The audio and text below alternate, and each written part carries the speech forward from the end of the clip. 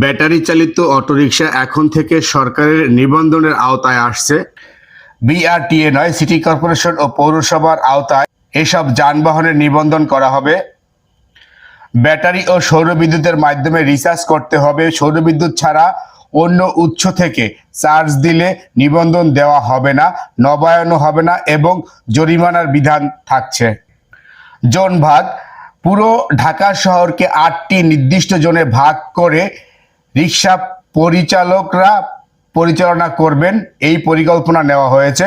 প্রতিটি জোনের জন্য আলাদা রঙের রিক্সা থাকবে, যা নির্ধারিত জোনের বাইরে চলাচল করতে পারবে না।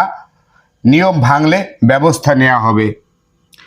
বিধিমালা প্রণয়ন শেষ হলে এই ব্যবস্থা শুধু ঢাকায় নয়, দেশের 13টি সিটি কর্পোরেশন, পৌরসভা ও উপজেলাতেও কার্যকর হবে।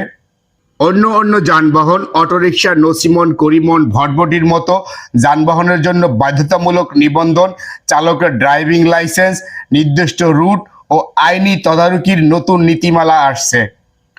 কর প্রসঙ্গে 2026-27 অর্থ বছরের বাজেট অটোরিকশার উপর অগ্রিম আয়কর আরোপের সিদ্ধান্ত থেকে এনবিআর সরে আসার পরিকল্পনা করেছে। ঢাকা পুলিশের পদক্ষেপ: ডিএমপি এর পক্ষ থেকে জানানো হয়েছে, রাজধানীতে যন্ত্রচালিত অটোরিকশার নিয়ন্ত্রণ নীতিমালা তৈরির কাজ চলছে। ট্রাফিক ক্যামেরা সচল করা ও চাঁদাবাজির বিরুদ্ধে কঠোর ব্যবস্থা নেওয়া হবে।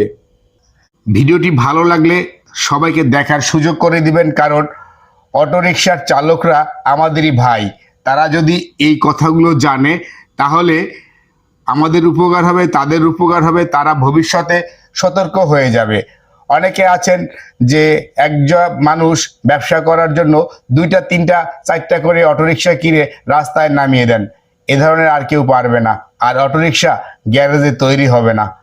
ভিডিওটি ভালো লাগলে আবারও বলছি, সবাইকে দেখার সুযোগ করে দিবেন।